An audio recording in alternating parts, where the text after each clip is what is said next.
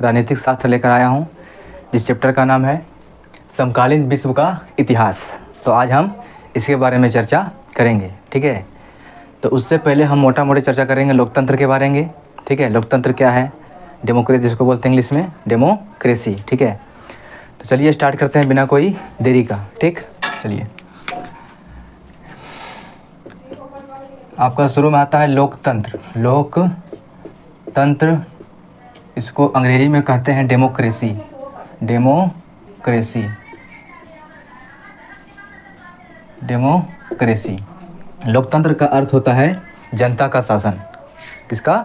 जनता का शासन, ठीक है। तो इसका अर्थ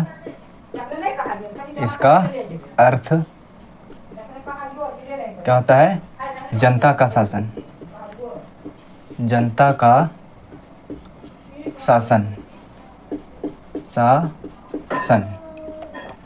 जहाँ हमारा लोक का मतलब होता है लोग या जनता, ठीक है, और तंत्र का मतलब होता है शासन। इसीलिए दो शब्दों से बना है लोकतंत्र, यानी जनता का शासन। तो लोकतंत्र के बारे में, यानी वैसी कानून व्यवस्था जिसमें पूरा अधिकार किसका हो? जनता का हो, ठीक है। यानी जनता की भलाई के बारे में हम लोग सोचते हैं, ठीक है। उसे क्या बोलेंगे? लोकतंत्र कहते हैं, ठीक है। तो एक आपका प्रसिद्ध पूर्व राष्ट्रपति थे अमेरिका के, उनका नाम था अब्राहम लिंकन। क्या नाम था? अब्राहम लिंकन के द्वारा जो लोकतंत्र का सार्वभौमिक परिभाषा है वो कुछ इस प्रकार है। उन्होंने कहा था कि लोकतंत्र जनता के द्वारा और जनता के लिए शासन है, ठीक है। चलिए इसको लिखते हैं कि अमेरिका के पूर्व राष्ट्रपति, अमेरिका के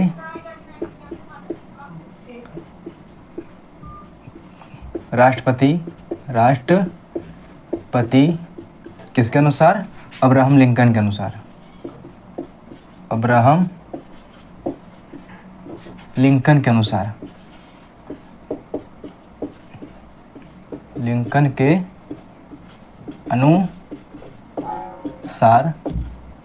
जो परिभाषा दिया गया था लोकतंत्र का, उन्होंने क्या बोला था? वो बोले थे लोकतंत्र जनता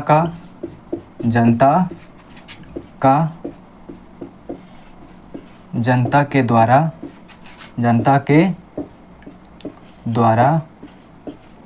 और जनता के लिए होता है। जनता के लिए शासन ही, जनता के लिए शासन है। किन्होंने कहा था? अमेरिका के राष्ट्रपति अब्राहम लिंकन के द्वारा।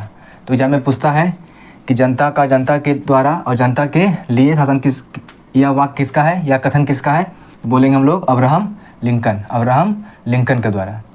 तो पूरी दुनिया में जो लोकतांत्रिक देश है, ठीक है, वो हमारा दो तरीके का होता है। एक आपका होता है प्रत्यक्ष लोकतंत्र यानी डायरेक्ट डेमोक्रेसी, एक होता है इनडायरेक्ट यानी अप्रत्यक्ष लोकतंत्र, ठीक है। चलिए यहाँ लिखते हैं दो प्रकार के लोकतंत्र। एक होता है प्रत्यक्ष लोकतंत्र, और दूसरा क्या होगा? अप्रत्यक्ष। प्रत्यक्ष का मतलब होता है डायरेक्ट। क्या होता है? डायरेक्ट, यानी यहाँ जो भी काम होगा, जिसके लिए काम होगा, वो आपका कौन करेगा? जनता करेगी, ठीक है। एक आपका होता है अप्रत्यक्ष, यानी जनता क्या करेगी? अपने विधायक को, अपने नेता को चुन के वो संसद भेजती है, पार्लियामेंट भेजती है अपनी मांगों को रखकर। अब वो उसका जो क्या करता है नेता, उसका प्रतिनिधित्व करता है, यानी जनता के बात को जाके संसद में रखता है, ठीक है। तो क्या बोलेंगे? अप्रत्यक्ष में हमारी जनता क्या करती है? जनता अपना नेता चुनती है वोट के द्वारा। जनता अपना नेता चुनती है और नेता वही बात को कहाँ लेके जाता है? आगे संसद में ले जाकर अपना काम करवाता है, ठीक है। तो इसमें हमारा कौन आता है? भारत। कौन सा देश? भारत। यानी भारत क्या, दुनिया के बहुत सारा देश क्या है? अप्रत्यक्ष लोकतंत्र में ही उसको मानते हैं, ठीक। भारत हो गया, पाकिस्तान हो गया, चीन हो गया, सब हमारा क्या है? अप्रत्यक्ष लोकतंत्र का उदाहरण है, ठीक। तो ध्यान रखिएगा। तो पूछेगा भारत में किस प्रकार का लोकतंत्र है? तो अप्रत्यक्ष। प्रत्यक्ष में आपका बोलता है स्विट्जरलैंड है। एक देश कौन है? स्विट्जरलैंड कहा जाता है उसको, स्विट्जरलैंड। लेकिन सही मायने में देखें तो यहाँ भी क्या है? एक तरह से अप्रत्यक्ष ही है, लेकिन आपकी किताब में जो पाठ्य पुस्तक में क्या दिया हुआ है? अप्रत्यक्ष, यानी प्रत्यक्ष में कौन है? स्विट्जरलैंड, ठीक है। तो ये हम जाने प्रत्यक्ष एवं अप्रत्यक्ष लोकतंत्र, ठीक है, डायरेक्ट एवं इनडायरेक्ट लोकतंत्र। इसके बाद हम लोग जानेंगे साम्यवादी। ठीक है, यानी साम्यवादी शासन किसको बोलते हैं, ठीक। तो चलिए शुरू करते हैं साम्यवादी शासन, ठीक है। साम्यवादी शासन, इसका अन्य नाम है कम्युनिस्ट शासन। क्या नाम है इसका अन्य नाम? कम्युनिस्ट शासन भी इसको कहते हैं, ठीक है, या कम्युनिस्ट शासन, कम्युनिस्ट शासन, यानी वैसा शासन जहाँ क्या हो, वहाँ सिर्फ एक पार्टी का एकाधिकार होता है। अब जो काम होता है से पूरा जनता के लिए होता है, ठीक है। ऐसा हमको कहाँ देखने को मिलता है? चीन में। कहाँ देखने को मिलता है? चीन में। एक चीन देश है, चाइना जिसको बोलते हैं। चीन में क्या देखने को मिलता है हमको? कम्युनिस्ट शासन या साम्यवादी शासन। क्यों? क्योंकि चीन में मात्र एक ही पार्टी है जिसका नाम है CCP, यानी चीनी कम्युनिस्ट पार्टी, ठीक है, चीनी कम्युनिस्ट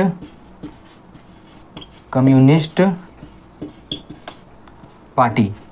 यानी कहने का अर्थ हुआ, यानी सिर्फ पूरे चाइना में एक ही पार्टी का बोलबाला है, एक ही पार्टी मनमानी करता है, यही चुनाव में खड़ा होगा और यही जीतेगा। तो क्या यह सही मायने में लोकतंत्र है? तो आपका जवाब क्या होगा? नहीं है, ठीक है। यानी इसी पार्टी के लोग खड़ा होंगे चुनाव में और इसी पार्टी के लोग जीतते हैं, ठीक है, और इसी पार्टी की सरकार बनती है। यदि कोई और पार्टी चाहे इस चीन में खड़ा होने के लिए तो सरकार उसको खड़ा होने नहीं देती है, उसको अलाउ नहीं करती है। सिर्फ एक पार्टी का एकाधिकार है। ऐसी व्यवस्था को हम क्या बोलेंगे? साम्यवादी शासन अथवा कम्युनिस्ट शासन, ठीक है।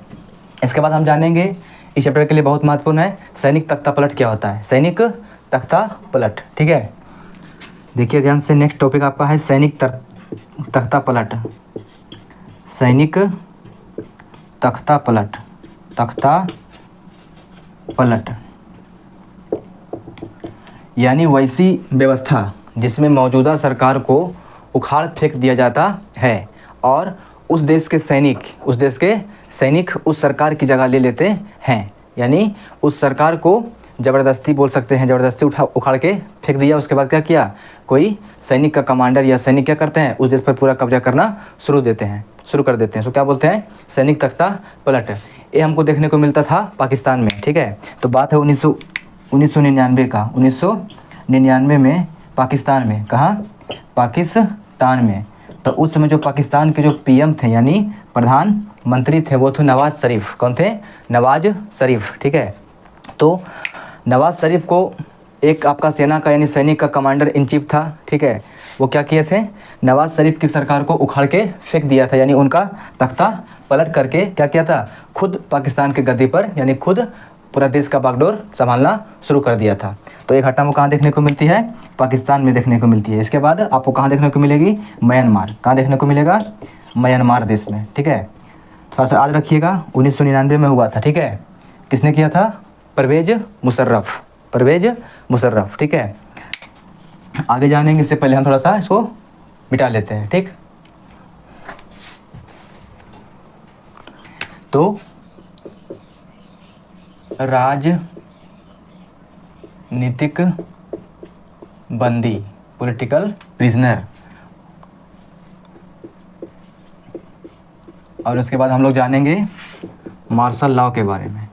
मार्शल लॉ के बारे में, इसको हम लोग क्या बोलते हैं? एक अन्य नाम से सैन्य कानून। क्या बोलते हैं? सैन्य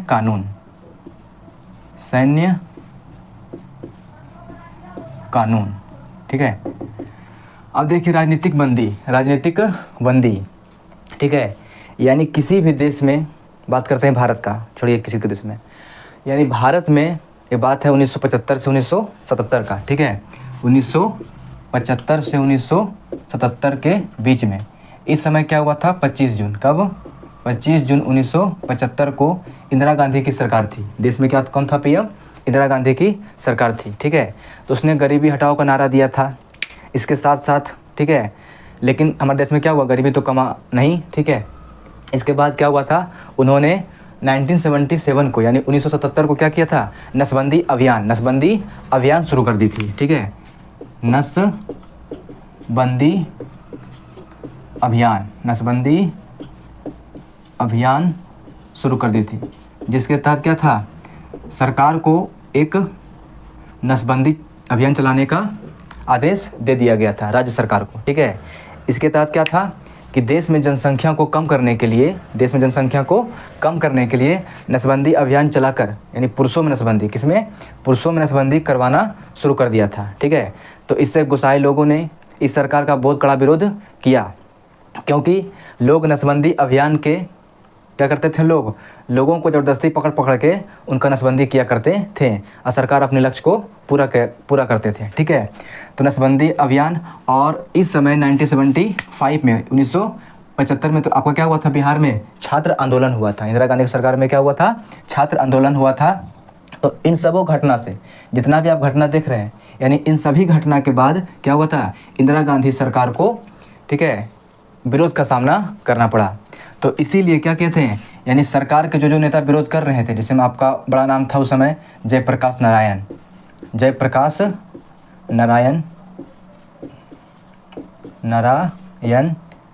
मोरारजी देसाई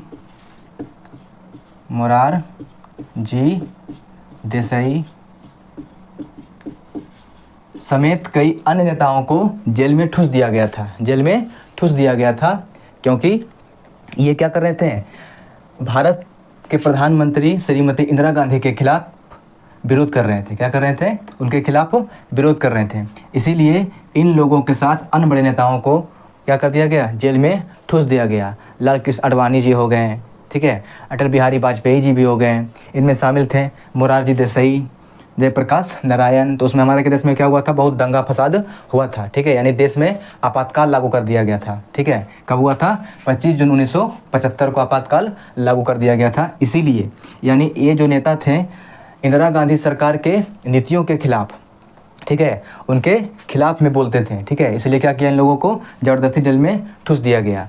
तो वैसा सरकार जिनके नीतियों के खिलाफ क्या करे, एक आम आदमी या आम नेता उनके खिलाफ, नीतियों के खिलाफ, उनके नया जो कानून बनता है उसके खिलाफ बोले और सरकार को पसंद ना आवे, ठीक है, तो क्या करेगी सरकार, ज़बरदस्ती जेल में ठूस देगी। क्या बोलेंगे उसको, राजनीतिक बंदी हो गए। क्या हो गए, राजनीतिक बंदी कहलाता है, ठीक है। इसके बाद आपका है मार्शल लॉ। क्या है, मार्शल लॉ, ठीक है।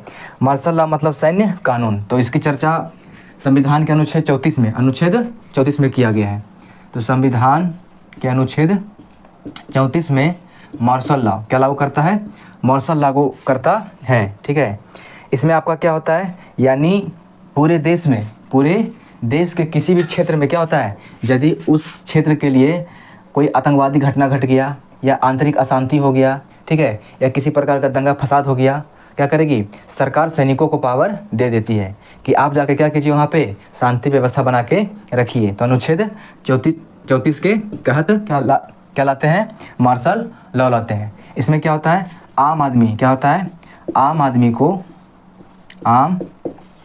आदमी के मौलिक अधिकार, आम आदमी का मौलिक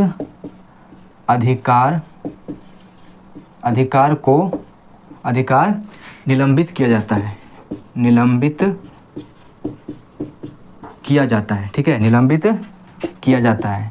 अर्थात क्या हुआ, यानी कोई भी आदमी क्या करेगा, हो जाता है, कोई भी व्यक्ति ना झुंड बना कर जाएगा, ना कहीं घूम फिर सकता है, ठीक है। सब किसके मर्जी से होगा, सैनिक की मर्जी से। यानी वहाँ के जो सैनिक आए हैं भारत सरकार की ओर से, यानी वहाँ जो सेना चाहेगा वही होगा।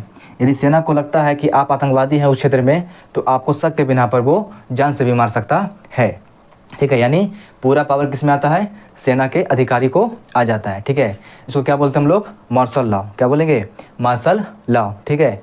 यानी इसमें क्या होता है, यानी किसी भी व्यक्ति को, ठीक है, यानी शक हो गया किसी व्यक्ति पे कि ये आतंकवादी हो सकता है, ये नक्सली हो सकता है, ये घटना को अंजाम दे सकता है, ये गलत काम कर सकता है, ठीक है, उस समय के लिए, तो उसके घर में तलाशी ले सकता है, उसको जेल भेज सकता है, या उसको जान से भी मार सकता है।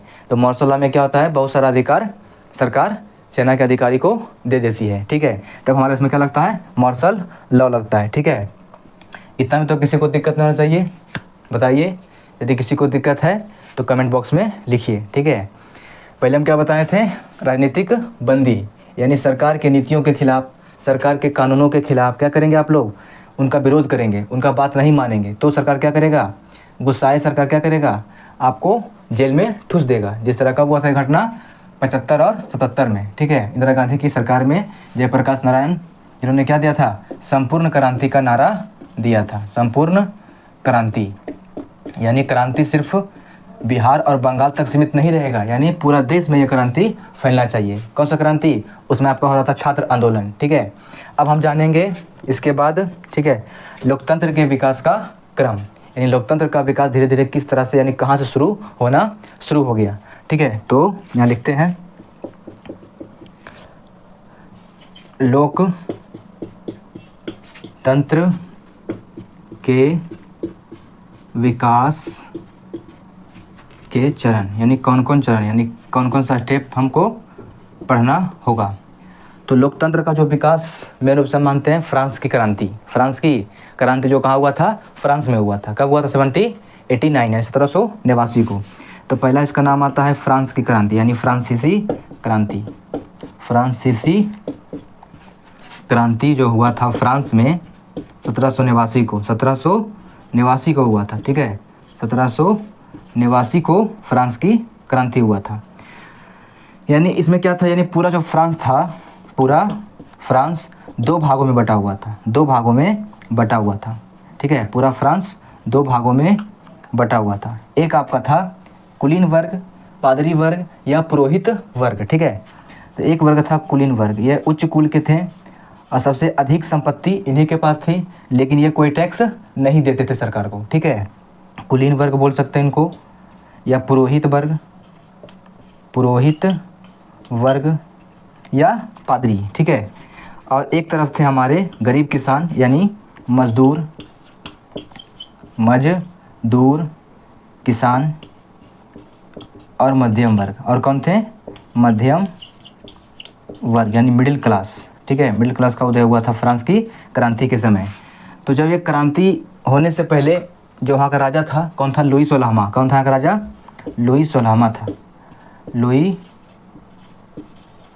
सोलहवां यहाँ का राजा था। ये बहुत अत्याचारी शासक था, निरंकुश था, ठीक है, जो बोल सकते हैं, यानी पूरे फ्रांस को ये तबाह करके रखा था, ठीक है। तो इसीलिए जो अधिकार सबसे ज़्यादा था किसके पास था? कुलीन वर्गों के पास ज़्यादा अधिकार था, ठीक है। इनके पास संपत्ति भी क्या थी? बहुत ज़्यादा थी, लेकिन कोई टैक्स यानी कोई कर सरकार को नहीं देते थे। सारा का सारा टैक्स किसको देना पड़ता था? इन गरीब मजदूरों के लिए। तो इसीलिए इन्होंने मिलकर, यानी मजदूर, किसान एवं मध्यम वर्ग ने लोगों क्या किया? 1789 को एक क्रांति सरकार के खिलाफ शुरू किया था, ठीक है। तब जाकर सरकार को उखाड़ फेंका था। इसके बाद कौन आया था? नेपोलियन बोनापार्ट आया था। लेकिन जब ये क्रांति खत्म हुई तब जाकर हमारे फ्रांस में क्या हुआ? एक गणतंत्र देश का निर्माण हुआ। यानी अब क्या होगा? यानी वोट देकर लोगों को चुना जाएगा, ठीक है। उसके बाद क्या हुआ? गणतंत्र का लास्ट में गणतंत्र और लोकतंत्र का स्थापना जाके फ्रांस में हुआ,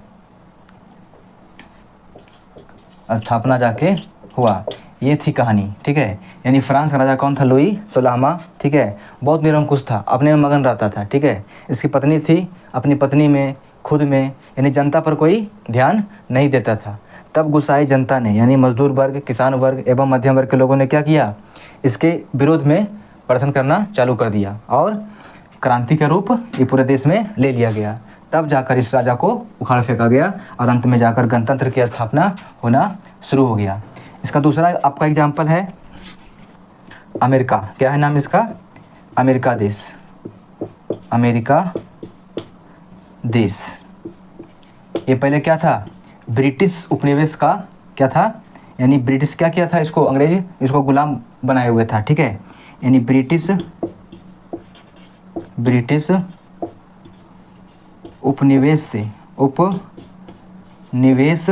से 1776 को, कब?